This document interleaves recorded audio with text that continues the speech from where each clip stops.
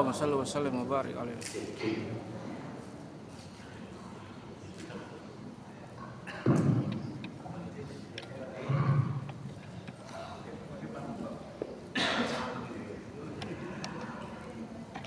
Assalamualaikum warahmatullahi wabarakatuh.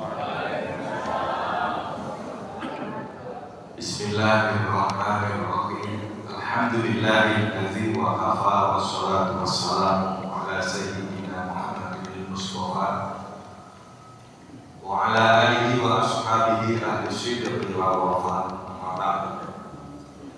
Hadratul karami wal muhtarami, para alim, para kiai, para asatidz wabil khusus, tentunya yang sama-sama kita hormati dan muliakan. Di sini hadir para alim, di antaranya adalah Mukarram Bapak Haji Encep Sanusi SE selaku DKM Masjid Al Istiqomah beserta keluarganya. Allah bihuli hayatihi. Orang tua kita bersama, pimpinan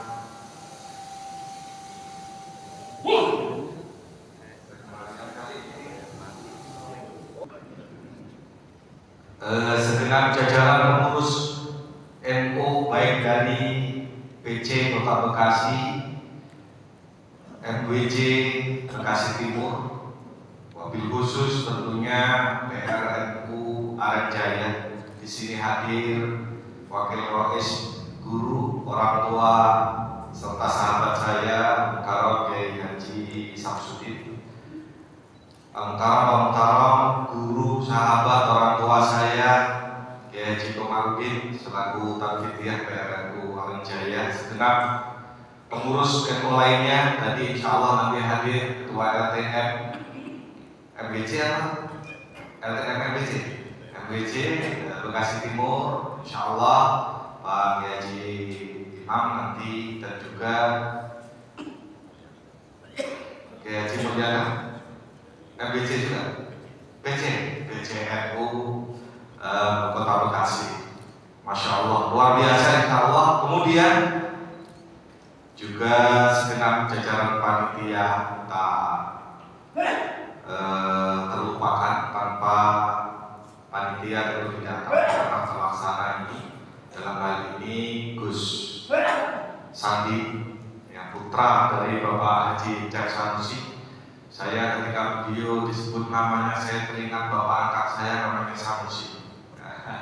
Tapi mohon maaf, kebetulan bapak angkat saya sudah almarhum, jadi ingat lagi teman dan calon penerus NU luar biasa, yakin Abdullah Ustaz Aziz Allah Fidulai Hayati, para asatidzah, para hujat, para hujadah, tanpa terkecuali beserta latihan pemulasaran jenazah, insya Allah senantiasa diberkahi dengan rahmat dari Allah Subhanahu wa Ta'ala. Puji syukur alhamdulillah senantiasa kita panjatkan hadirat Allah atas limpahan nikmat dan karunia, sehingga hari ini kita bisa dipertemukan dalam rangka silaturahim, edukasi terkait dengan tata cara pemulasaraan jenazah. Ditambahin belakangnya berisiko penyakit menular. Insya Allah buku yang dibagikan itu nanti boleh dibaca-baca, dan tentunya penyampaian saya tidak sama persis seperti apa yang ada di buku, karena waktunya nggak mungkin. Jadi saya singkat-singkat poin-poinnya saja, dan insya Allah sudah saya ijazahkan, bisa diamalkan, bisa diajarkan. Tetapi ya mudah-mudahan segala kekurangan atau ada perbedaan dalam memahami bukan menjadi satu alasan untuk kita bermusuhan atau saling menyalahkan.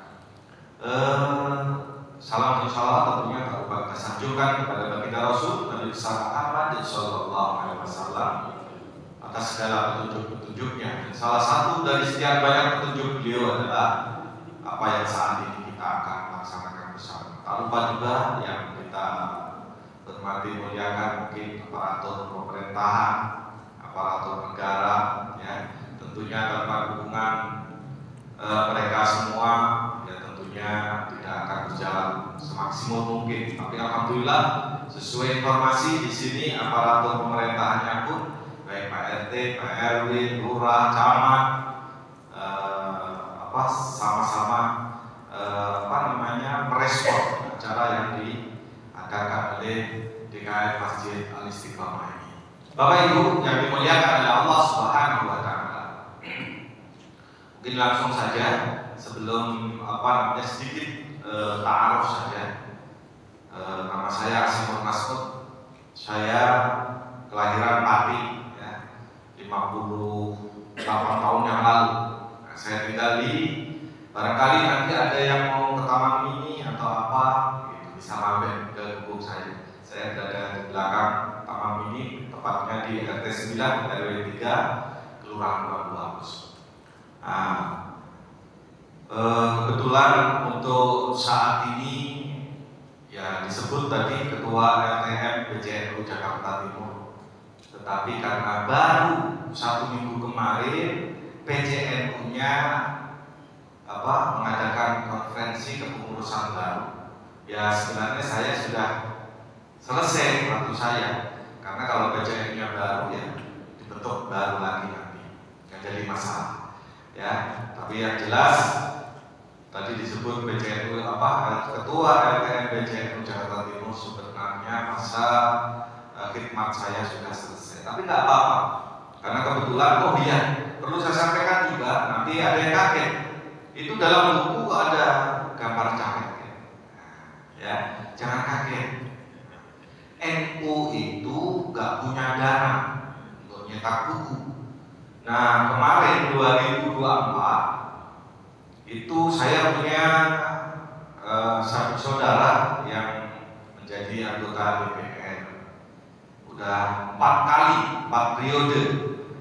Kemudian saya bilang, Bang, bisa bantu nggak untuk membuat ini buku? Karena kalau nyetak sendiri itu satu buku 15.000. Singkat cerita, beliau mau menyetakkan buku untuk beliau sendiri, untuk anaknya, dan untuk temannya juga yang ada di DPR di Jakarta Barat. Ya singkat cerita, dicetakkanlah 1.500 eksemplar. Kan biayanya gede itu. Berikut sertifikatnya juga. Cuma sertifikatnya kalau di sini saya nggak kasih, karena kan sertifikatnya Jakarta Timur. Nanti nggak diakui. Ya biar beliau bikin sendiri. Insya Allah sertifikatnya Bekasi dan Insya Allah. Nah, kemudian buku ini masih ada gambarnya. Kan waktunya udah selesai. Karena belum habis. Makanya alhamdulillah di Bekasi, di Aren Jaya saya udah 3 kali di 3 masjid. Alhamdulillah, yang tadinya hanya untuk DKI saja, tapi bukunya masih ada, biar bermanfaat, ya udah dibawa ke Bekasi. Ya, nggak apa-apa, yang penting kan isinya, jangan dilihat gambarnya. Dan kebetulan caleg-calegnya juga udah jadi, cuman sayangnya saudara saya yang pertama kali menginisiasi nyetakin buku itu malah baru dilantik beberapa bulan beliau wafat, sakit operasi di sini tak apa lagi, terus wafat. Ya tapi amal solehnya kan harus kita salurkan. Ya artinya biar bantuannya itu biar sampai ke warga masyarakat. Makanya supaya tidak ada pertanyaan, ini perlu saya klarifikasi atau saya jelaskan ya. Jadi jangan dilihat calegnya itu ya, isinya yang penting. Baik. Bapak Ibu para sahabat tidak yang dirahmati oleh Allah Subhanahu wa taala. Bicara kematian adalah suatu keniscayaan. Ya udah pasti orang semua. Tadi dalam Qarim ya Ustaz suaranya bagus nyampein ayat tadi walladzina idza asabatuhum musibah qalu inna lillahi wa inna ilaihi raji'un. Ya, ketika orang-orang yang bersabar itu seperti apa? Yaitu ketika ditimpa suatu musibah, mereka mengucapkan inna lillahi wa inna ilaihi raji'un. Kemudian ulaiika alaihim sholawatu min rabbihim wa rahmah wa ulaiika humul muhtadun.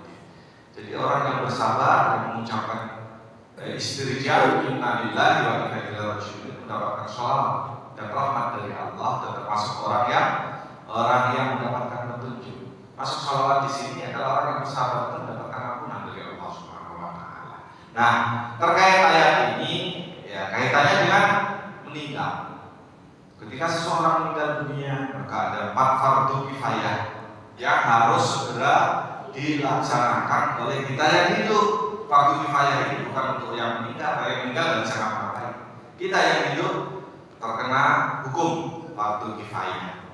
Yang pertama adalah memandikan, mengkafankan, mensolatkan dan menguburkan. Sebelum masuk pembahasan tentang 4 fardu kifayah ini, perlu saya sampaikan, Bapak Ibu para asatidz hadir untuk mengikuti pelatihan pemulasaran jenazah ini kan sudah siap segala-galanya kan? Siap kan? Siap untuk mengamalkan ilmunya maksudnya. Ya paling tidak kita ngurusin keluarga kita. Pasti kan nanti keluarga kita ada yang meninggal atau bahkan kita sendiri. Kalau kita sendiri nggak bisa ngurus diri sendiri ya. Paling tidak keluarga. Ya. Kalau segini banyaknya terjadi ambil jenazah semua mah ribet. Ya kan? Ya artinya kalau pemerintahan misalkan kelurahan atau RW kalian paling yang dipakai 1, 2. Tapi paling tidak kita sudah tahu ilmunya sehingga nanti kita bisa mempraktekkan untuk keluarga kita. Pertama, kalau memang kita siap Bismillah ingin mencari ridho dari Allah Subhanahu wa taala, yang harus kita pahami, kita kan mau menjadi pelayan. Posisikan diri kita bukan aktor tapi pelayan ya.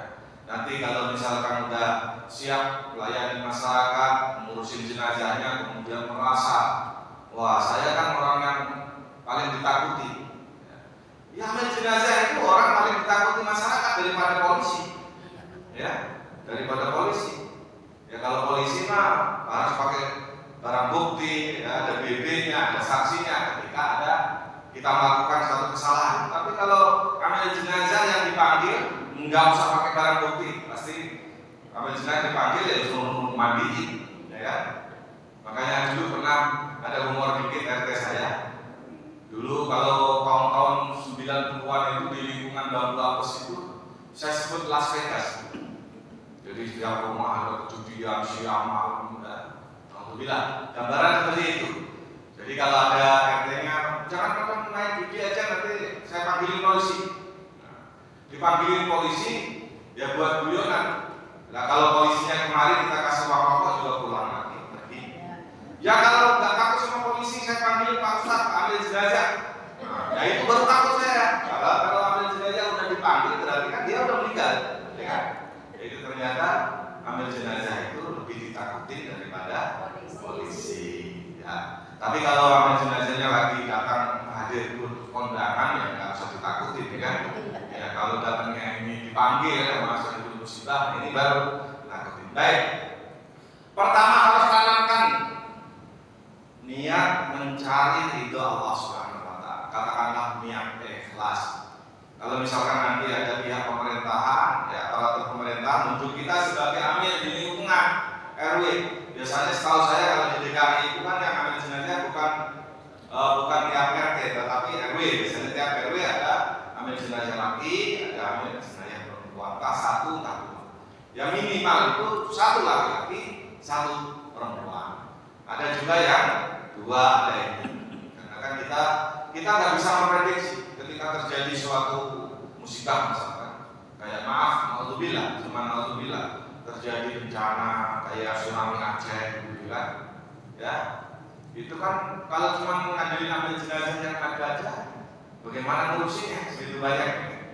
Ya bukan berarti kalau ini yang belajar banyak kemudian nanti siap-siap menjadi bencana, bukan begitu ya. Paling tidak kita nggak ambil jenazah tapi tahu ilmunya. Ketika dibutuhkan darurat ya kita harus siap turun tangan. Itu yang pertama. Makanya niatnya harus ikhlas.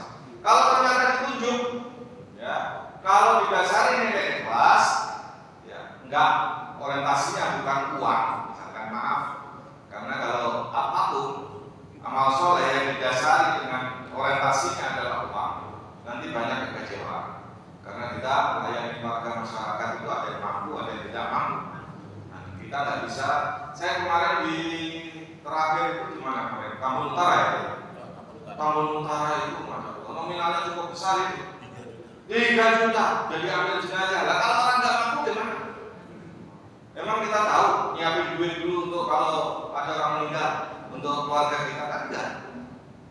Nah ini makanya Nahdlatul Ulama ini pengurusnya harusnya berpikir banyak pula apa namanya yang bisa siap ambil jenazah sehingga tidak memberatkan masyarakat. Karena pertama orientasinya lillahi ta'ala, tujuannya nyari ridha, dikasih infak yang diterima, nggak melihat besar kecilnya. Saya kaget disampaikan sama pengurus musola waktu itu kan di tempat musola di rumah. Di sini itu kalau orang meninggal mahal ambilnya. Kalau misalkan modelnya ditarget satu jenazah 3 juta, ya cepat kaya itu ambilnya. Ya, tapi kayaknya cepat mati juga. Ya kan habis nasi terus disumpahin itu. Ya sampai kalau saya musibah 3 juta. Orang kena musibah itu banyak duit atau enggak? Enggak. Ya kalau dikasih 10 juta kalau orang yang mampu ya apa? Ya. Iya, maaf. Yang mudah-mudahan enggak ada di sini seperti itu. Yang jelas saya baru dengar. Ya, baru dengar di Kampung Utara itu di sana itu makanya diadain supaya di backup orang-orang NU yang tidak berorientasi duit dan duit. Seperti itu. Ya, baik, itu ikhlas. Yang kedua kita harus paham bahwa menangani jenazah itu nggak bisa pilih-pilih, ya, nggak bisa pilih-pilih. Jenazah ada yang utuh, ya, ada yang hancur, ada yang bau harum, ada yang apa namanya macam-macam lah. Makanya kalau siap kita punya ilmu dan siap menangani, jangan ada juga loh ambil jenazah yang di Jakarta ini. Ketika ada keluarga saya musibah datang kasih tahu, nanya dulu meninggalnya seperti apa, kondisinya seperti apa. Jenazah jangan pakai nanya, ya. Pokoknya namanya orang meninggal mau gimana juga, ya kita harus siap. Terus selanjutnya, ya. Jadi ambil jenazah tidak boleh pertama ikhlas, kedua tidak boleh pilih-pilih. Selanjutnya harus berpikir instan, spontan. Ya, karena kan saya musibah ini ngasih tahu tolong bantu urusin keluarga saya meninggal. Kita kan nggak tahu kan kondisinya seperti apa. Kenapa saya bilang kita harus berpikir instan? Karena sampai ke lokasi ketika kita lihat kondisi jenazah, ya kita harus berpikir. Jangan nanya sama muazin orang yang takziah. Kemarin saya nangani nggak yang model begini, kalau begini gimana ya nanyanya? Ya kalau orang yang takziah ya nggak bakalan tahan. Kita berpikir, oh kalau begini caranya begini. Nah, jadi instan cepet. Jangan sebagai ahli jenazah, meskipun kita sebenarnya nggak pernah nangani, tapi kita harus pede bahwa saya yang lebih tahu daripada yang ada. Dan nggak usah khawatir. Kalaupun seandainya salah dalam pengertian beda dengan penanganan di tempat lain, nggak usah khawatir. Selama ini saya belum pernah diprotes sama jenazah. Ya artinya kita mau tangani seperti apa bagian gimana? Nah iya maksudnya artinya kita nggak usah terus nanti apa salah gimana nggak usah takut. Karena fungsi mengkafani jenazah adalah menutup auratnya. Yang penting tertutup. Ya nggak usah takut salah. Saya belum pernah menangani yang berdarah, belum pernah menangani yang yang dipotong-potong itu dimutilasi misalkan. Ya udah, nggak usah pakai nanya yang lain. Anggap kita paling pintar saat itu. Ya kalau kita nanya nanti kan kita gini, hamil bodoh amat nggak tahu. Ambil tindakan yang sifatnya spontan, nggak usah pakai nanya. Itu kan intermezzonya tadi. Ya selama ini udah ribuan jenazah berbagai macam kondisi nggak pernah protes ke saya. Berarti kan benar. Saya kan ada. Nah, gitu ya. Jadi kita berpikir instan. Terus tadi nggak boleh ikhlas,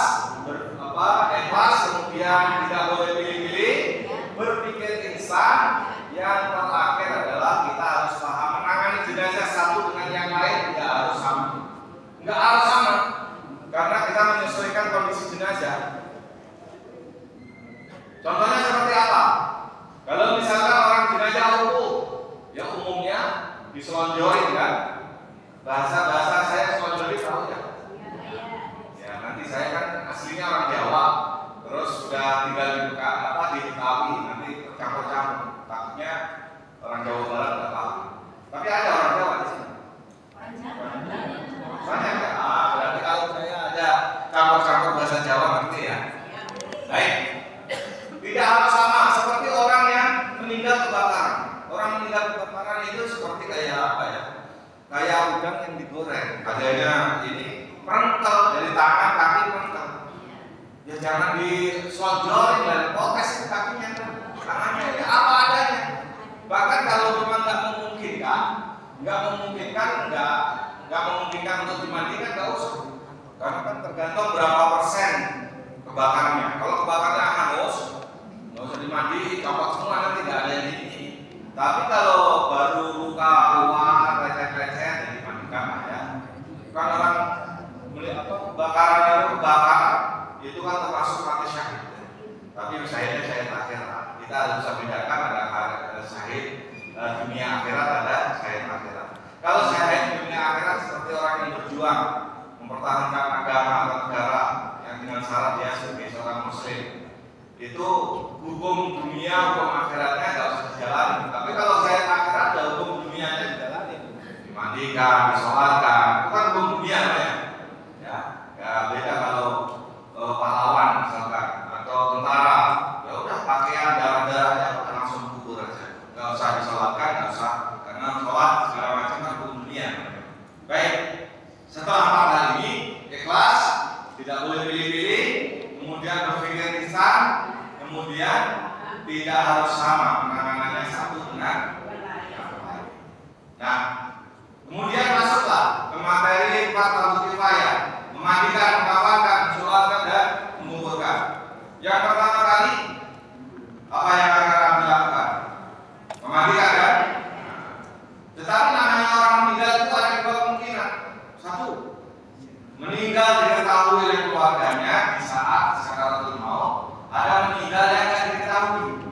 Nah, kalau meninggal yang saya bicarakan meninggal yang tidak diketahui itu biasanya posisi badannya, kondisi bentuknya kan beda. Beda kalau ditungguin, pas misalkan ditalkin, disuruh mengucapkan la ilaha illallah, Allahu akbar, terus meninggal dunia bisa diposisikan seperti orang meninggal disedekapkan. Kalau matanya melek misalkan dirapatkan, dimeremkan misalkan ya. Tapi kalau nggak ketahuan dalam posisi lagi sujud dan sholat, nggak ketahuan ada sujud meninggal, kan udah tahu susah. Nah caranya nanti saya ajarkan bagaimana edukasinya, cara meluruskan orang yang kaku. Kemudian atau mungkin meninggal nggak ketahuan tangannya dipapang. Nah, kalau nggak tahu ilmunya main tarik aja nggak bisa, susah. Kalau kita tarik malah berdiri ya jenazahnya. Makanya ada cara. Ya, jadi intinya kita harus paham orang meninggal itu ada 2 kemungkinan. Satu, diketahui oleh keluarganya, kalau diketahui orang. Yang kedua, tidak diketahui. Kalau tidak diketahui itu nggak mungkin orang mau meninggal tahu dirinya mau meninggal atau memposisikan diri sedang sendiri, nggak mungkin. Biasanya kondisi tangannya ya. Kalau nggak ketahuan tapi masih lemas enak. Tapi kalau udah kaku, nah seperti itu. Ya, baik. Nah, bagaimana cara memasang tangan dan lain sebagainya? Ya, jadi secara medis, karena saya dilatih secara syariat, ya, juga dilatih secara medis. Dulu pernah mengikuti pelatihan 3 hari di rumah sakit Islam, Cempaka Putih, Yarsi itu. Nah, artinya setelah 2 jam dari kematiannya, itu tubuh manusia itu akan uratnya itu akan mengeras, jadinya kaku. Ya kalau tulang kan dari hidupnya juga udah keras ya. Tapi yang kenapa yang buat kaku itu adalah apa namanya urat, ya urat. Nanti caranya gimana cara meluruskan? Tapi satu hal yang perlu kita ketahui,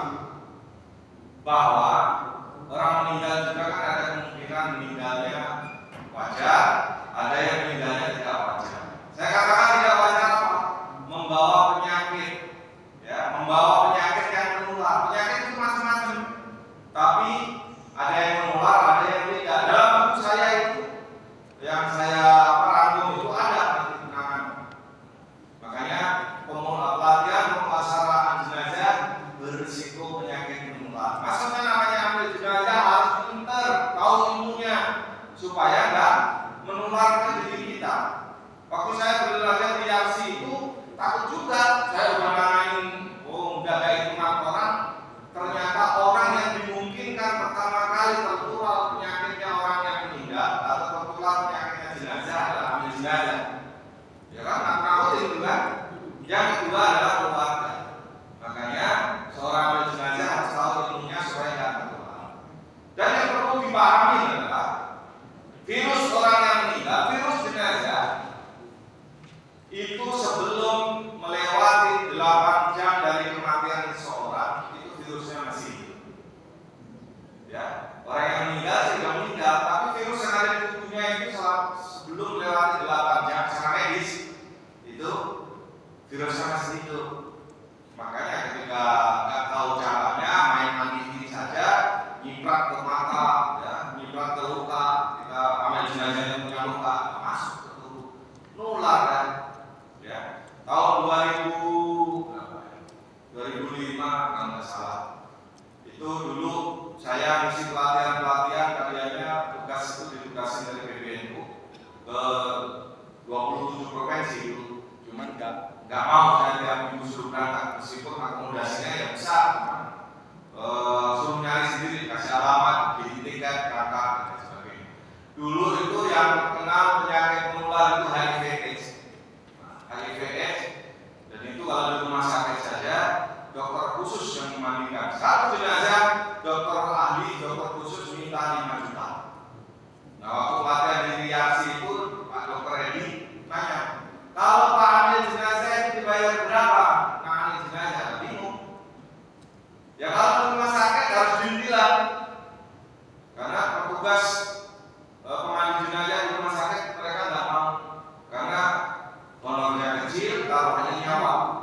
Kalau ya enggak didiagnosa ini HIV/AIDS, nular penyakit. Makanya dokter, ya kalau dokter ya langsung minta sekian, mau mandiin. Tapi kalau jenazah kan enggak etis ya, minta. Ini anggaplah kita karena kalau HIV/AIDS itu enggak tahu. Kalau tahun-tahun itu masih banyak untuk mendeteksi ini kira-kira HIV/AIDS atau enggak. Saya kalau ada informasi dari warga meninggal, terus udah tua apa masih anak muda? Kalau anak muda saya ada kecurigaan saat itu ya, tahun itu.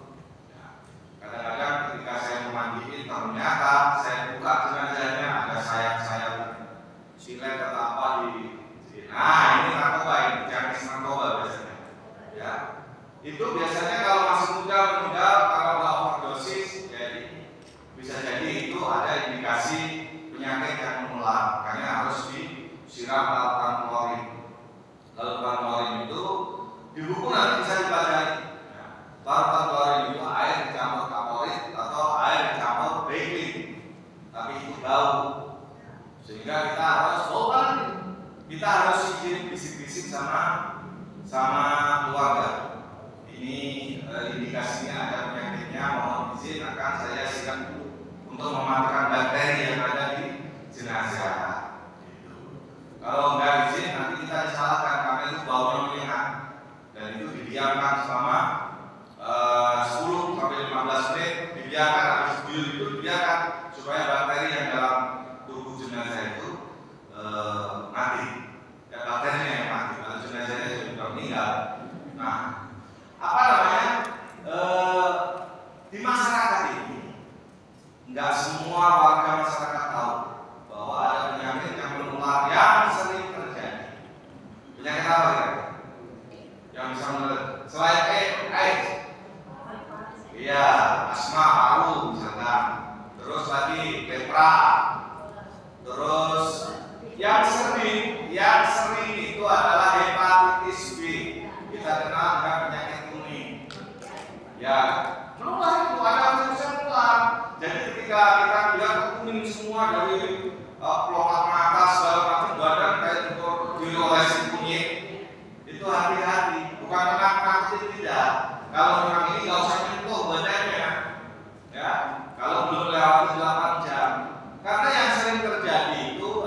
hepatitis B yang ada di masyarakat. Karena itu mendeteksinya gampang. Kalau badannya kuning semua, ya dari ujung kepala sampai ujung kaki kuning, nah itu virusnya bisa menular ke kita. Kalau kita razia, buka mukanya, misalnya kok kelihatan kuning, usahakan nggak usah megang.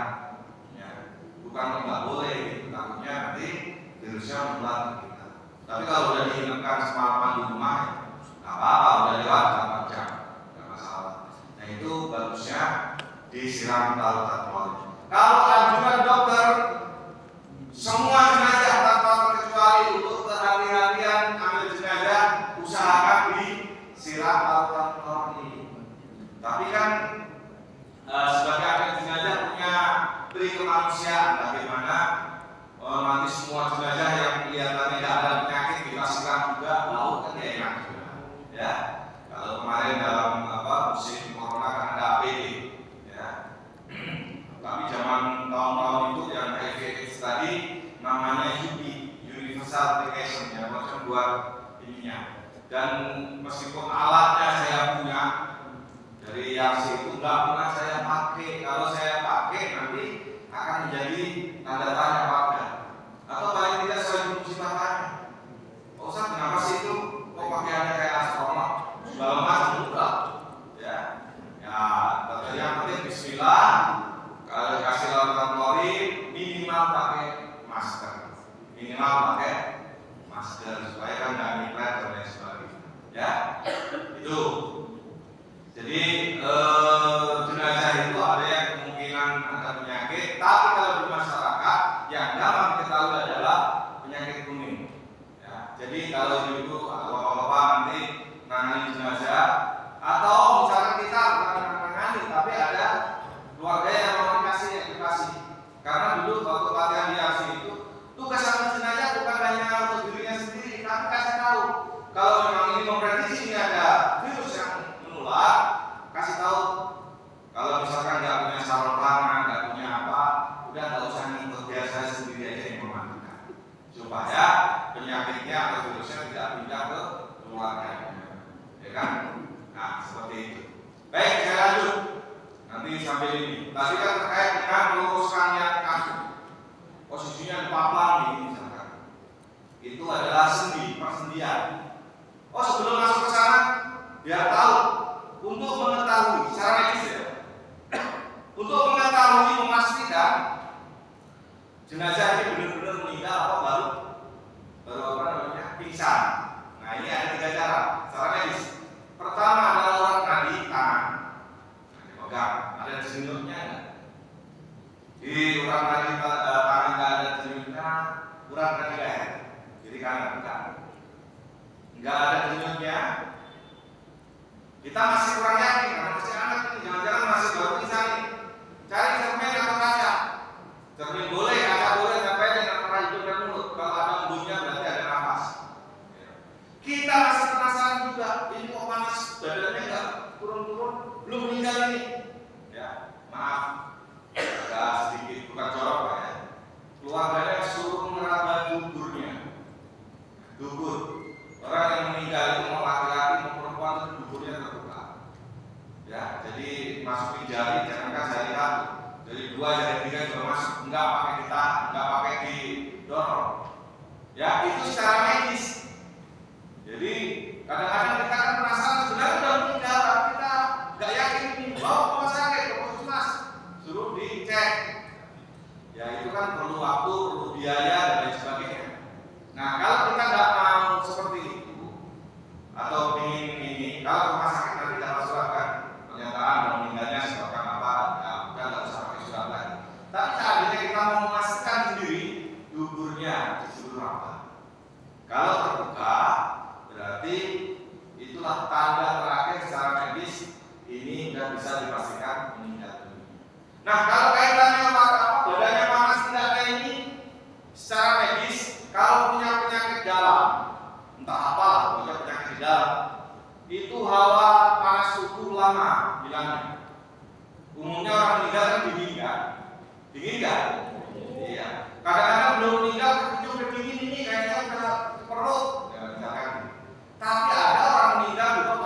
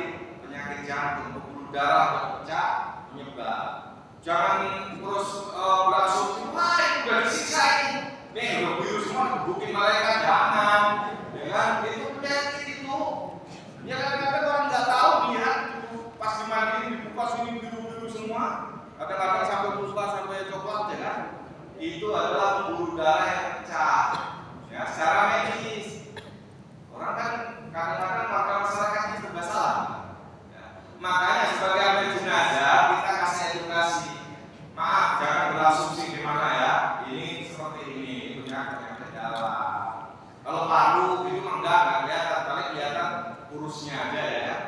Nah, kalau penyakit jantung khususnya. Nah, jadi di samping kita tangani, kita kasih tahu yang ada di situ. Karena orang meninggal itu tuntunan bukan tontonan. Ya. Menuntun mengajarkan kita supaya paham diri.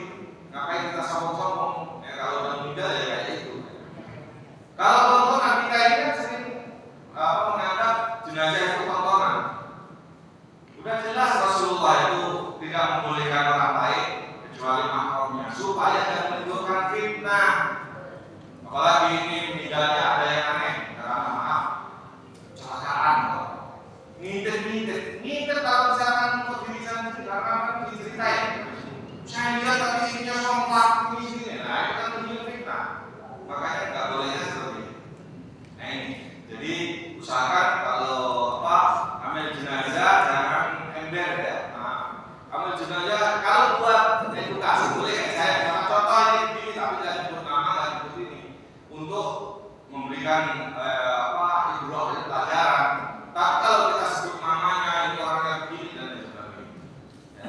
Dan bukan hanya ketika melihat jenazahnya saja, rahasia ilahi punya tarir, tapi tidak seperti sinetron rahasia ilahi. Ya. Nanti di makamnya, di awalnya, ada yang meninggal baru 2 jam sudah terkupas semua kulit. Ya. Kadang-kadang pernah terjadi itu, baru 2 jam baru mandikan, toko terkupas. Ya kan, tubuh manusia itu beda-beda kekebalannya. Harusnya kan belum terkupas kalau di semalaman diinapkan biasanya habis dekat diangkat sininya terkupas aja, tangan panas, di sini panas, makan. Tapi kalau baru 2 jam kan logikanya belum. Tapi ada ketika diangkat itu kresek. Ya licinnya bukan karena sabun tapi kulitnya ini luntung ya. Iya, jadi bukan kotak ikut tangan bukan, tapi ke bawah. Nah anaknya bilang, ini ayah kenapa? Udah, ini nggak apa-apa ini orang kan tubuhnya aja mungkin daya tubuhnya dan lain sebagainya. Pokoknya kita kasih gambaran ini. Belum lagi dimakan. Pernah juga saya alami itu. Kadang-kadang makam ini nggak muat di dalam. Wah ini tukang ngambilin tanah orang, enggak juga. Zaman sekarang itu tukang gali itu kan kadang nggak pakai ukuran kan? Nanya kan, anak muda, anak kecil atau orang tua. Kadang-kadang diukur sama badannya dia. Ya. Kalau orang dulu bawa ukuran gitu. Sekarang mah kalau di Jakarta nggak pakai tukang galinya nanya. Terus diukur sama badannya dia, kira-kira sekian. Ya wajar kalau misalkan ini. Ya kalau di Jakarta misalkan kalau di kampung-kampung daerah kan katanya rapuli di dalam orang. Ya kan kalau di sini apa yang mau dipaculi? Ya ada kan.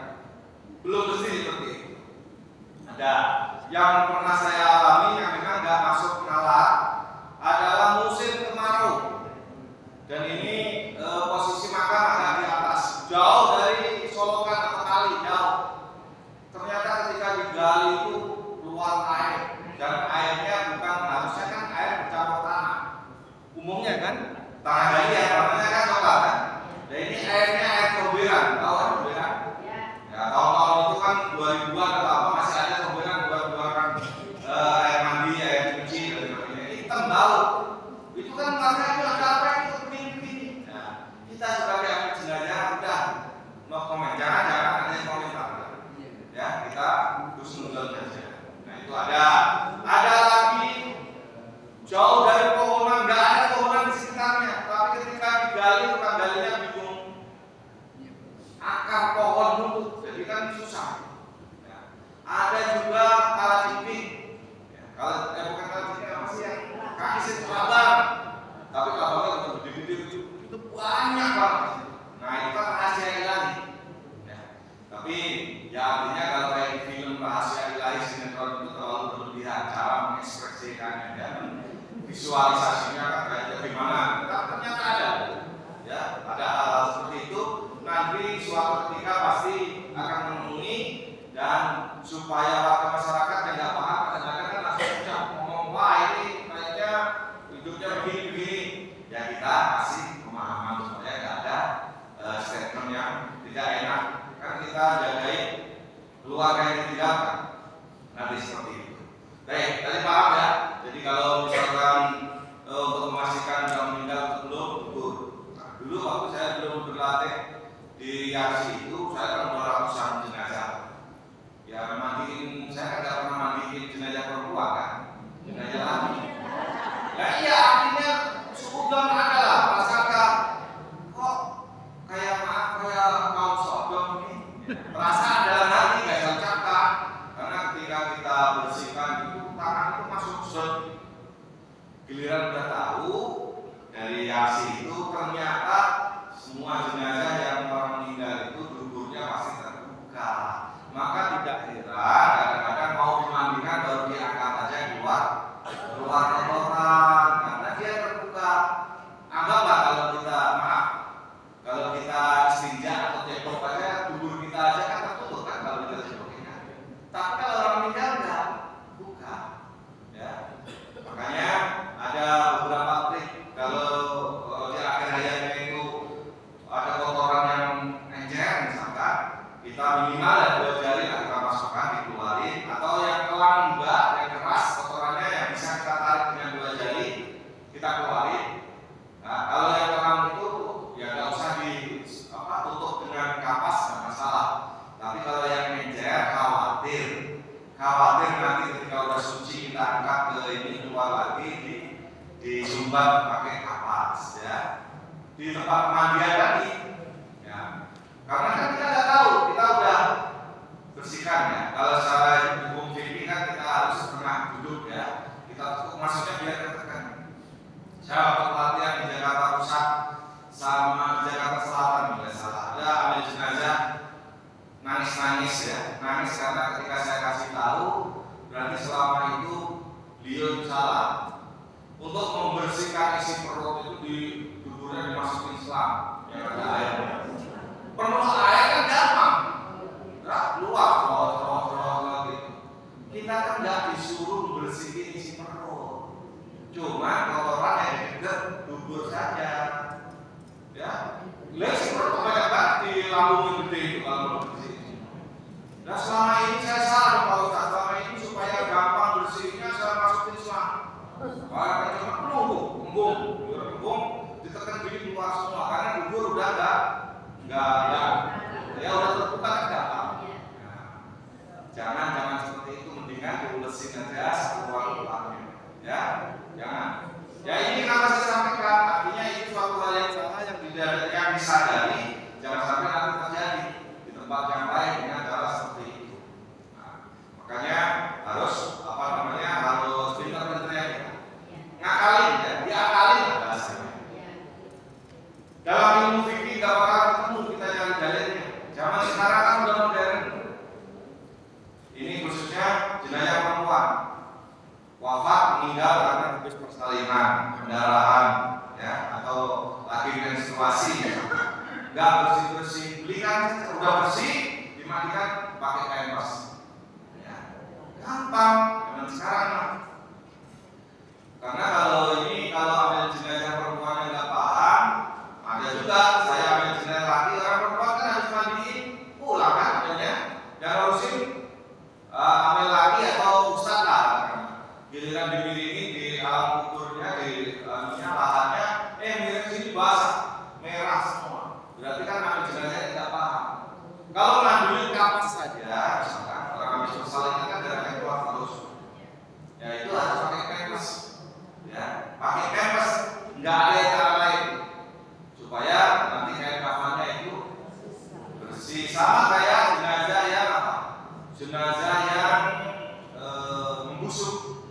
Setelah kain kafan balik ke atas, kasih plastik transparan, beli material ada. Plastik yang biasa ditaruh di ruang galengan untuk nanam apalah. Nah, terus dikasih kapas. Jadi ketika ada kotoran cairan apapun dari jenazah yang membusuk itu keluar, nggak akan mengotori kain kafannya. Nah, itu. Dan itu standar rumah sakit itu rata-rata kalau gitu pasti nggak terlepas dari plastik yang transparan yang putih. Pernah kejadian udah ketahuan ada 3 hari meninggal udah ya baunya harum banget. Keluarganya saya suruh beli plastik ya, ini 2 meter aja lah di material. Yang dibeli bukan plastik transparan, bukan yang bening. Beli hitam dan sama ini loh.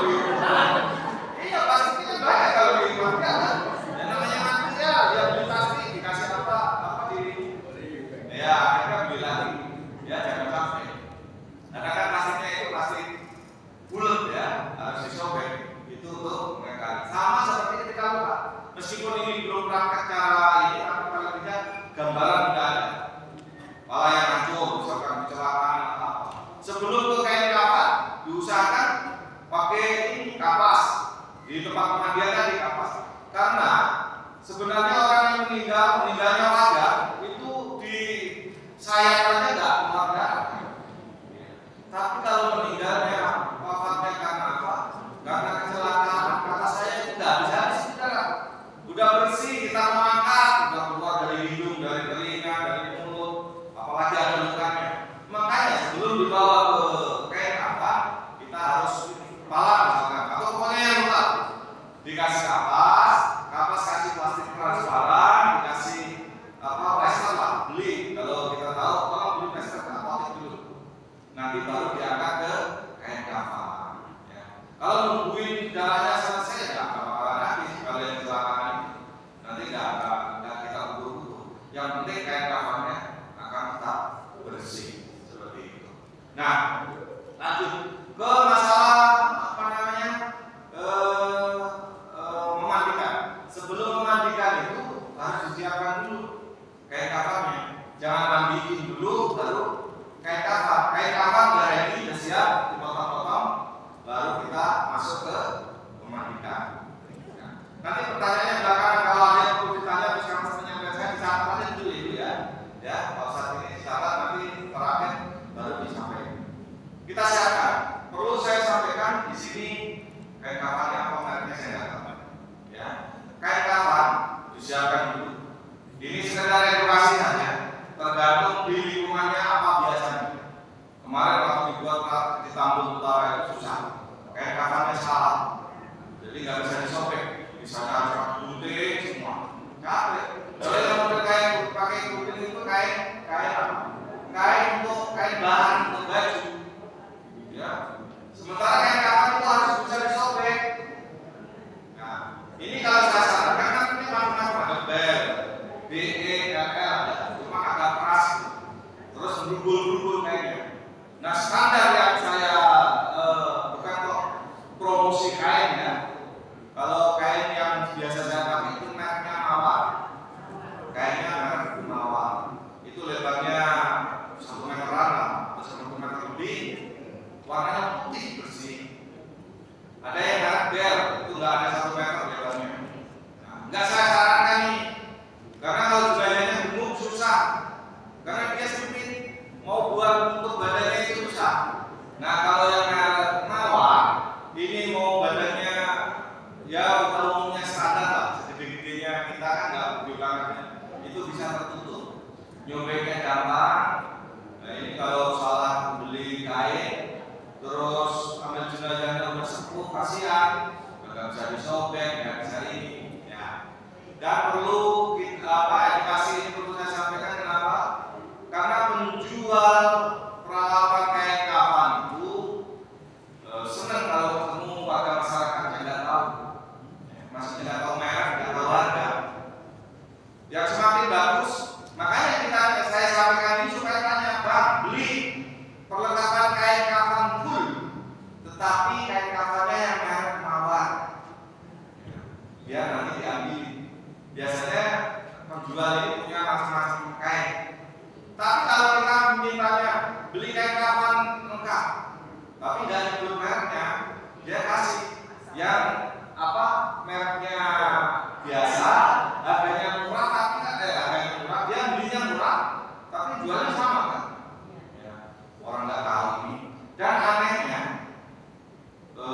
orang beli kain kafan atau perlengkapan kain kafan jangan yang mau kenapa sih? Ya, pamali katanya nggak ada. Ya, tetap kalau kita jual beli, kita mau beli, kalau ada yang masalah.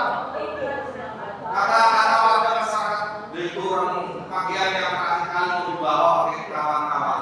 Itu adalah triknya penjual, nggak boleh nama ini orang mau ini supaya dia punya banyak. Boleh, jawabnya nggak boleh nama, taruh aja. Ya, jadi kalau yang merek Mawar itu yang paling mahal untuk kain kafan dan paling bagus, warnanya putih, lebarnya juga cukup. Selain merek Mawar, saya nggak merekomendasikan. Kemarin pakai Komar ke saya kalau bikin Mawar itu seperti ini. Nah, seperti itu. Ya. Jadi kalau penjual itu ya bukan untungnya begitu. Seperangkat orang nggak tahu ini harganya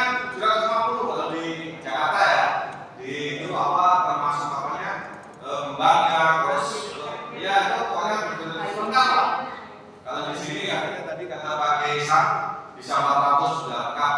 Beda tempat kan, kalau di sana segitu. Tapi kan itu tadi, kalau kita nggak nyebut merek, dia ambilin yang harga murah tapi dijualnya mahal. Ya kan yang beruntung.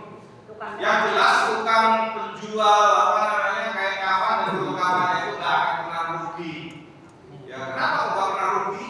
Karena yang beli itu nggak pernah ada yang menawar. Kalau penjual yang lain pasti ada rugi ya contoh. Itu ya. Yang kedua kapas. Kapasnya itu mereknya bebas, tapi bilang kapas pembalut. Kapas pembalut itu berlapis-lapis ya, rapi. Kalau kita hanya nggak nyebutin mereknya, kapas itu aja, bungkusannya sama, biru-biru begitu. Tapi dalamnya ada yang tebel jadi satu, nggak bisa kelek-kelek. Nah, makanya kita perlu ngomong, bang, beli kayak kapasnya merek mawar, kapasnya pembalut. Kalau yang lain sama ya, sampo bebas itu, karena itu kan nggak menyulitkan kita. Ya. Nah setelah itu, Kiai izin perlengkapan kapalnya ada. Perlengkapan. Ada. Kapas pembalut, ada juga kapas yang memang mereknya pembalut, kapas pembalut. Ada mereknya apa ya gitu. Tapi dalamannya itu pembalut, maksudnya pembalut itu udah rapi, apa namanya? Ya selapis-lapis. Kadang-kadang kalau mereka nggak nyebut begitu, kapas ketika kita buka, black begitu, ya, adalah semeter begitu. Kita kolek nggak bisa, hancur. Apalagi tangan kita basah, nempel semua.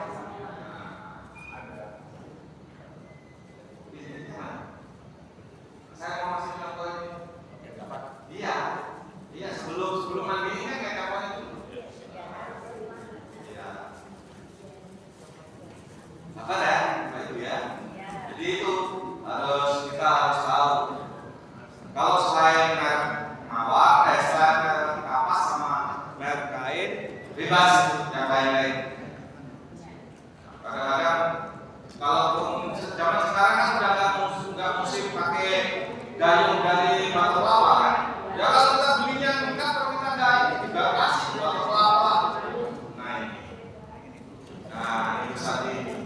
Ini yang masuk ini yang udah seperangkat tapi ada ini. Cuma kan saya kan cuma menyampaikan itu menurut saya yang bagus. Kalau ternyata ini beda dengan yang saya sampaikan ya jangan disalahin gitu ya.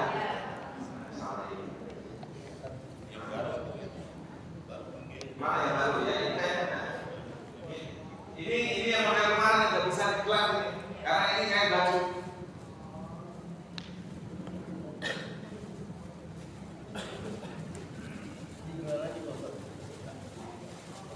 Nah kayaknya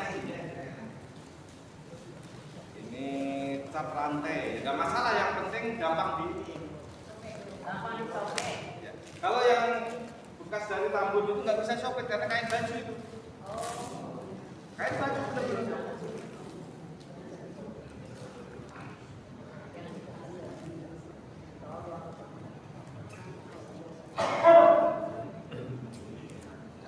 Iya, mungkin saya bawa ya. Tapi mau ada link yang di link merah saya nggak ada. Kalau ada nanti biar gampang saya kalau pakai ini susah. Saya biasanya bawa sendiri, cuma lupa saya nggak bawa. Itu lupa.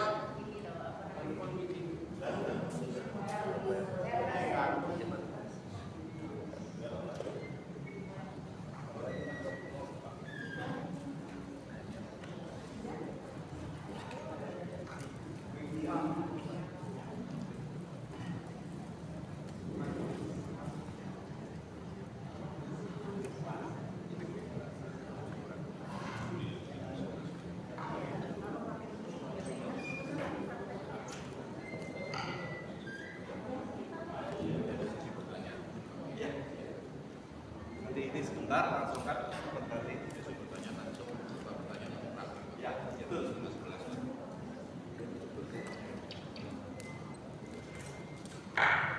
jadi ibu-ibu bapak-bapak ini peran kayak apa dulu, setelah itu nanti ada sesi pertanyaan ya. ini sepertinya bagus ini.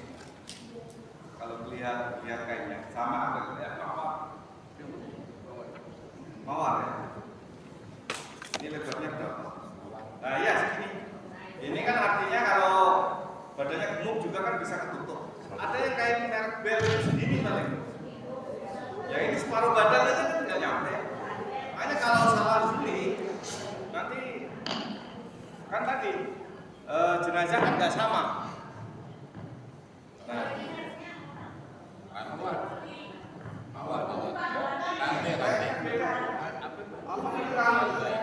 Nggak wireless. lantai apa? Ya, sip. Ini caranya kalau zaman dulu. Perhatikan ibu-ibu semarin. Kalau zaman dulu kan pakai apa? Tali rapia ujung. Saya ngajarinnya yang sendirian. Maksudnya sendirian itu kalau ada temennya ya syukur, karena ada semua ada yang nemenin. Kalau kita sendiri bisa. Pertama ambillah kain kafan itu sampingnya saja. Bisa 1 in atau 2 cm misalkan, atau berapapun boleh. Atau lebih lebar juga boleh. Saya belum tahu bisa ditarik. Oh bisa, bisa, tetapi ini yang masih berubul. Ada apa namanya benangnya ini. Kalau yang awal itu udah berubul-ubul begini, nggak apa-apa. Tapi ini bisa. Yang jelas ini kalau dicontohin kain ini katakanlah dijahit buat baju bagus ini. Nggak bisa mau tarik sekecil apapun nggak bisa, karena memang bukan kain kafan. Kenapa saya sebutin merek? Karena rata-rata yang jual kain kalau di Jakarta nggak tahu di sini itu orang Cina, nggak tahu.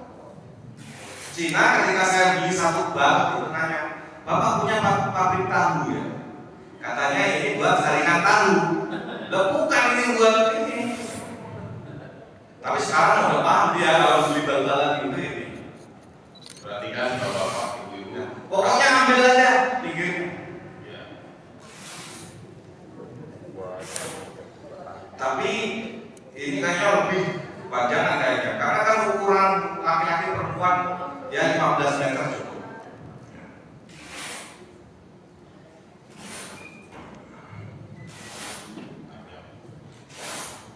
Pokoknya diambil aja dulu. Tadi apa namanya? Manekinnya di luar ya? Ya manekinnya kan kita terus ini dulu. Oh ya, ya udah. Nanti saya ukur di sana. Nanti gampang. Langsung praktek. Dan lepas aja tidak apa-apa. Nah, lepas. Jadi saya lebih mengajarkan untuk latihan sendiri. Artinya latihan sendiri kalau udah lihai, kalaupun nggak ada yang bantuin, maksudnya bisa. Kalau kita ngandelin, saya ngajarinnya yang harus berdua kan itu nantinya. Giliran sendiri nggak ada temennya bingung. Nah untuk mengukur ini kan udah ya. Ini kan kadang-kadang jenazah posisinya ada yang di depan kita. Karena kalau rumahnya sempit kan jenazahnya di dalam rumah, kita mengukur ininya di rumah orang atau di pos kamling. Kita ambil aja 2 depak. 2 depak ini untuk mengukur jenazah. Ini nggak usah ngikut ke depan, cukup saya aja. Tapi saya contohkan. Jadi caranya ukur sepanjang jenazah dari kepala sini misalkan sampai ujung kaki. Kalau jenazah kan nggak ada yang begini napak, pasti kakinya begini kan. Ya pokoknya seujung itu. Kalau sudah seujung, misalkan seujung panjangnya badan tambahin sehasta. Sehasta ini untuk dibagi 2, untuk pocong atas, pocong bawah. Kalau dulu kan dipegangin sesono, lebih sono, lebih sini. Ya kan itu kan? Kita sendirian aja ukur seukuran jenazah, tambahin. Tapi kalau hasilnya misalkan maaf, ya pendek ya zaman ini ditambahin. Ini kan ukuran standar saya. Ini contoh maaf, bukan yang termasuk ini ya. Nah, ini contoh ya, sebentar ya saya ukur. Maaf ya, ini tadi seukuran badannya mannequin, terus saya lebihkan segini. Nah setelah itu saya potong-potong kan. Saya sambil duduk aja biar gampang ya. Lihat kan, ini motornya berapa? 4 potongan. 4 potongan. Terus ada 2. Kalau misalnya kayak Pak Haji begini kan, tentunya bantuin sekaligus belajar. Boleh. Tapi kalau boleh pilih, kalau saya sendiri, mendingan dari bantuin cepat. Karena artinya kan yang bantuin belum tahu maksud tujuan saya kan. Nah, tapi kalau ada yang bantuin, jangan langsung dilarang. Ini bukan saat ini loh Pak Haji. Kalau saat ini beneran. Karena bisa jadi saya bantuin ya, sekalian saya mau belajar. Belajar teori beda kan belajar praktek. Makanya kita juga harus kalau mau siap yang lihat juga. Nah ini kita mereka gampang kan? Nah, artinya kalau kita ini udah sepuh, nggak repot. Kalau kemarin jadi ngomong udah nyobain gitu, ya terus biasa gampang sih. Ada ibu-ibu nyobain, ini bukan kayak kafan, makanya nggak bisa dirobek. Beda. Kalau ini kayak kafan. Kalau salah nanti bisa jadi yang kita beli bukan kain kafan, kain spanduk. Sama. Iya.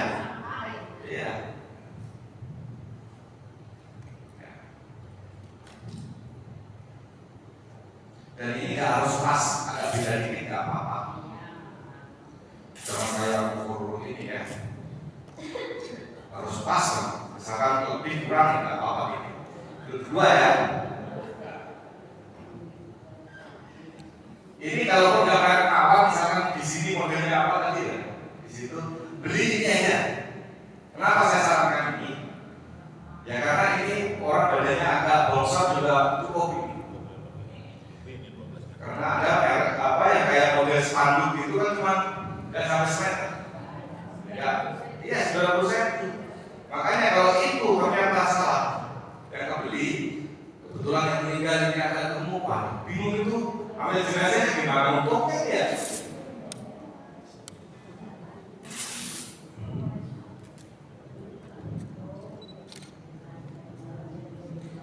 Nah kalau merek mawar itu nggak bakal nemuin beginian ya. Kalau merek mawar ya, ini bagus juga tapi masih bulbul. Terus kalau merek mawar itu nggak tipis begini. Ini merawat kalau badan jenazahnya basah, auratnya kelihatan. Bisa saya pastikan begini. Tapi kalau untuk ukuran dan gampang dirobeknya ini udah saya standar. Nah kalau ini memang itu tadi, maaf, model kayak saringan tahu. Ini saringan tahu. Coba kalau nggak percaya tangan basahin begini. Nah, karena tipis ini. Tapi nggak apa-apa, kan berlapis-lapis.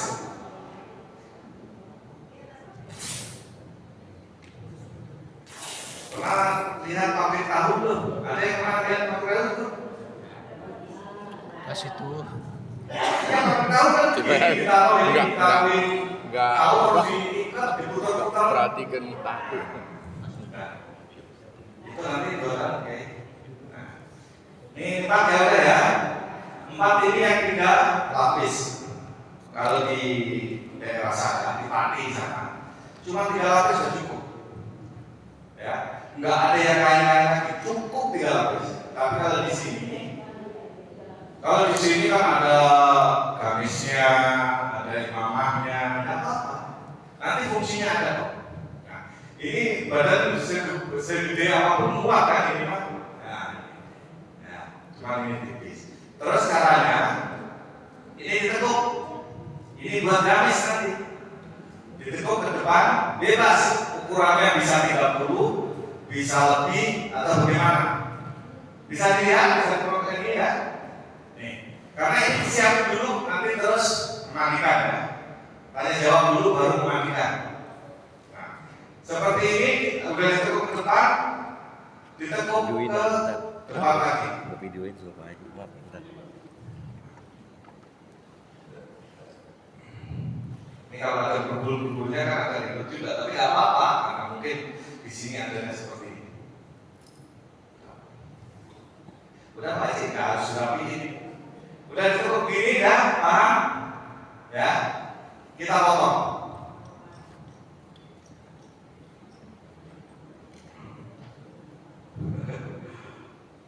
Oh. Ribet ya. Berdul. Ada berudulannya. Ini saya berdiri. Ini potong sini. Kira-kira 2 cm atau 3 cm nih. Kalau mungkin 2 ini. Dibikin rubuh. Atau kalau udah dibikin rubuh itu seperempat lingkaran. Ini kalau saya ini jadi seperempat kan. Putaran tadi separuh. Nah ini seperti ini. Udah lihat? Nanti sekali waktu kalau belajar di rumah pakai selembar kertas nanti dipotong sendiri. Dibentuk begini kira-kira lah 1 cm. Terus dibalikin lagi ke depan. Ya, jadinya seperti ini. Ini paham belum untuk apa ini? Untuk leher. Kemudian ini dipotong seukuran sini tengahnya.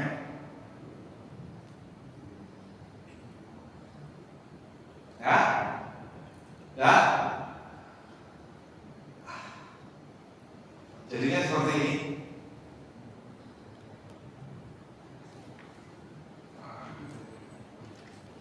Ini seperti ini. Tekuk gini. Tadi kan begini ya.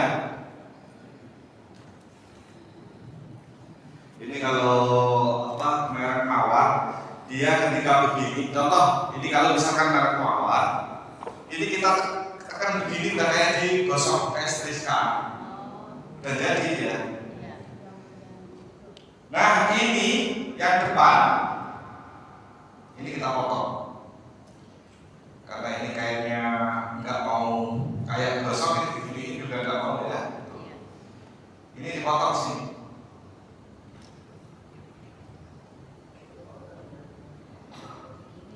Jadinya seperti ini. Kalau saya balik seperti ini jadinya. Tapi ini kan ukuran leher. Kalau kepala ada muat, supaya muat gimana? Ini ditarik. Nanti supaya nanti kalau saya masukin kepala saya misalkan, maaf, ini kan jadinya seperti ini. Nanti masukkan. Ini di leher. Karena jenazah kan nggak bisa masukin gini kalau nggak kayak gini. Ya, bisa paham ya. Tapi jangan dipraktekin, bikin di rumah, buat kayak yang itu, yang ngaku-ngakuin itu juga. Nah, setelah seperti ini, ya udah kita tekuk lagi. Nanti ketika mau bebas ini. Ini kayaknya apa ya? Kayaknya nggak gampang kusut gitu. Ini bebas. Nah, anggaplah ini supaya bisa bedain nanti kain ini sama ini. Udah ini.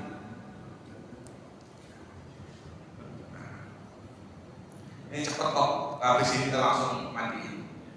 Ini mana sisa tadi kayak ini.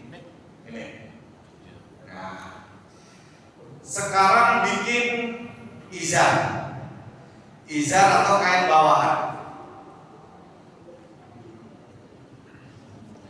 Kira-kira saja kita menyesuaikan kain yang tersisa. Usahakan kain kalaupun tersisa banyak sedikitnya habisin. Kenapa? Kalau kita sisain, nanti sampai dulu musibah nggak mau nyimpan itu, buang aja nggak mau. Kadang-kadang tersisa setengah meter atau 1 meter, saya pulang dianterin ke rumah. Bakal apa ya? Pak Ustadz, ini kain kafannya sisa. Takutan. Makanya mau sisa berapa pun habisin aja. Ya buat apa aja pokoknya habisin. Kalau sini mereknya ini Bu. Apa ini? Rantai. Rantai ya. Kalau di tempat saya karena ada mawar ya ini mawar. Ada. Maaf ya. Apa? Kalau mawar insya Allah nggak ada bubul-bubulnya gini, nggak ada. Tadi mana? Ini ya, ini izar. Izar itu kain bawahan. Kira-kira semeter lah. Sini semeter 20, di sininya mungkin 75, nggak apa. Kira-kira nggak ada patokan baku harus sekian tidak. Tapi ini buat kain bawahan. Izar itu kan dari kenal dengan kain sarung. Ya. Tapi sebenarnya izar itu kain bawahan. Nah ini sisanya, misalkan di sini kan biasanya ada pakai apa? Pakai imamah ya. Nah, imamah atau kudung, jilbab. Tapi pakai namanya pakaian kain kafan itu adalah sama kayak pakaian ihram. Kalau bisa jangan dijahit-jahit gitu, ya. Tapi kalau dijahit boleh nggak? Boleh, tapi nggak ikutin sunnah. Kalaupun dijahit, yang itu tadi jenazahnya nggak bakalan apa protes, ya. Dijahit kok nggak protes, dijahit maupun nggak dijahit nggak protes. Iya, diam aja. Diam aja. Tapi sebenarnya kan pakaian ihram kan nggak boleh kan dijahit. Ya, saya. Oh, masya Allah, wajib. Syukuran jazilan. Wajibnya ini diambilin air.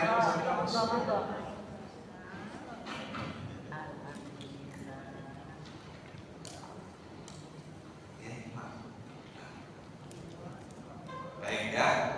Terus setelah ini sudah siap, ini kan sisa tadi ya. Tali ukurannya seberapa? Karena jenazah kan ada besar dan kecil. Ukurannya sama aja. Caranya bagaimana? Ini kumpulin. Kita ngambil 8 kalau orang tua, terus remaja. Kalau anak kecil mah cukup 3 atau ini ya, ganjil sebenarnya ya.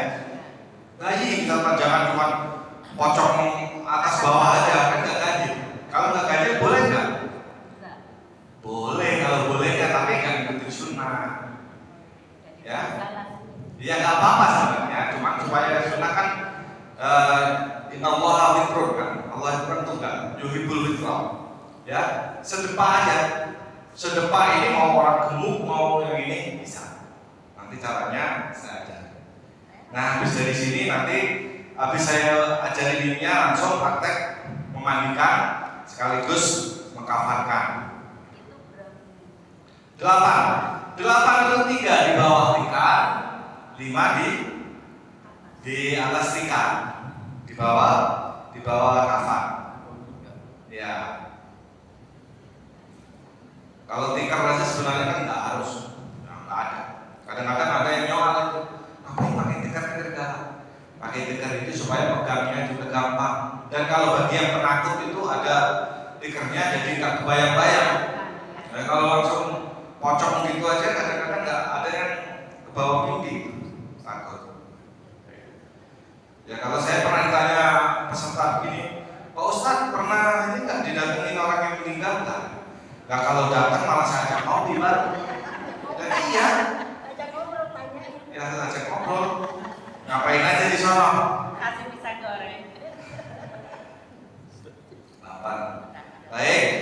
Ini contoh ya. Ini karena kan ada 2 kemungkinan juga. Kalau kita misalkan nyiapin kain kafannya ini di tempat bukan di tempat Syahidul Musibah, kita di rumah orang misalkan. Ya, kita memang benar ini digelar, belum dikasih, belum ditali. Tapi kalau misalkan di tempat, di lokasi kita mau ngafanin, ini harus taruh di bawah dulu, ya, jangan sampai salah. Karena kalau di luar misalkan nyiapin begini, kita gulung, misalkan gulung begini, ini kayak kapan udah, kita gulung, misalkan ini contoh aja. Baru diikat, ini saya giniin ya. Ini kan digulung, karena mau dibawa ke rumah. Tapi anggaplah ini udah ada kain kafan.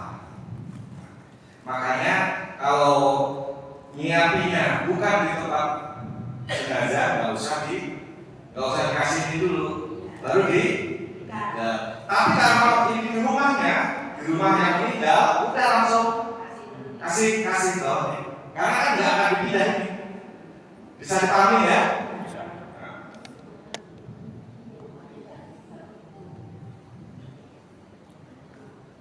Biasanya saya taruh di leher ini, barulah dikasih ini.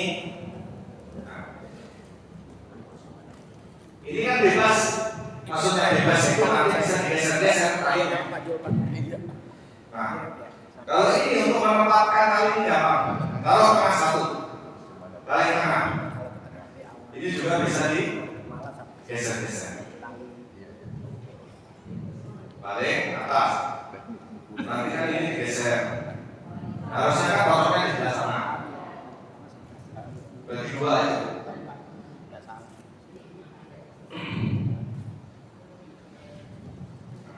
Lima. Ini kalau orang tua dewasa. Sekarang mau izin siapa yang bantuin saya? Jangan Pak Haji, saya atau kualat saya. Ayo Gus, nanti Gus. Masa Liu bantuin saya. Nah ini bisa sendirian, bisa berdua. Tapi kalau berdua lebih enak. Sama Gus. Oh iya, ini betul. Karena ini lebar, ya udah begini aja.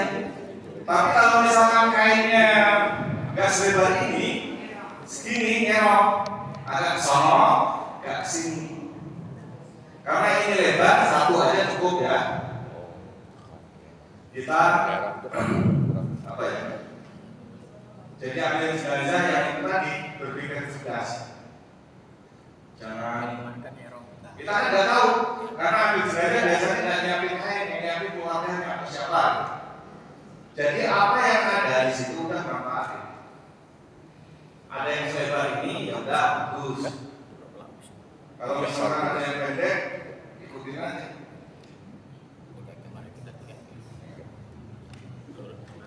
Ini kan agak ribet kalau ada ininya. Tapi nggak apa-apa. Ya mungkin kalau saya tolak ini, beli sana. Apalagi kalau misalkan ada orang meninggal beneran. Ini salah ini kainnya. Nah, gitu kan apa aja. Kalau misalkan yang namanya kesalahan yang tak terduga itu mungkin. Contoh, karena biasanya penjual itu berpotong-potong dia nggak berpotong.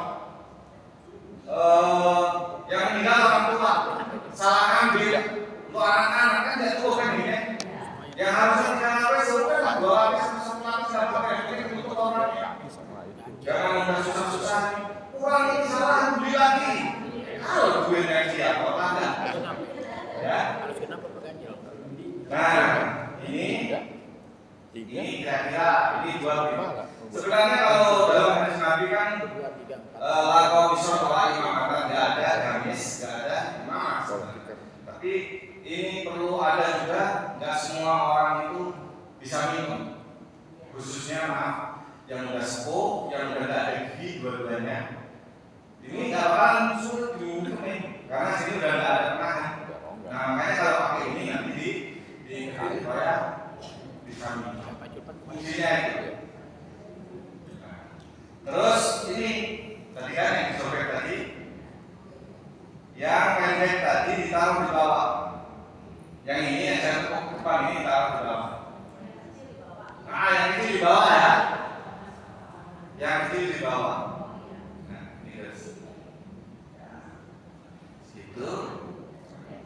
Kemudian di bungkus dari samping ke bawah. Yang atasnya yang ini aja. Yang ini yang paling ini aja. Nah, bebas, gulung aja, bebas aja. Karena jenazah kan nggak bisa kita atur ya, kita yang atur. Nah nanti kepala di sini dipukul, tapi ini nggak usah dimasukin dulu, supaya nggak bolak-balik. Ini nyiapin aja dulu, langsung ketika jawab, mandiin, habis mandiin baru bawa kemari ya, dan nggak bolak-balik. Nah, ini izar ini ya buat ngambil surah paruba ya, menerang pusat sama untuk kita sini aja. Nah, segini terus. Iya, segini. Nah, ini cukup. Ya. Ini segini udah cukup. Ya. Celana dalam itu kalau udah ada izar nggak perlu. Ya. Celana dalam saya ajarkan ketika kainnya nggak mencukupi, adanya tinggal kayak segini misalkan. Ini kan buat izar nggak cukup, dibikinlah kayak cancut. Nah, ini kalau misalkan mau dimodel cancut, maaf ya, bahasa cancut aja kan? Apa ya? Ini ditekuk, ini panjangnya begini, ditekuk. Nanti setelah ditekuk begini, ditekuk lagi. Ya. Kemudian baru ini dirobek. Bebas. Nah, setelah itu kita keras dilakukannya.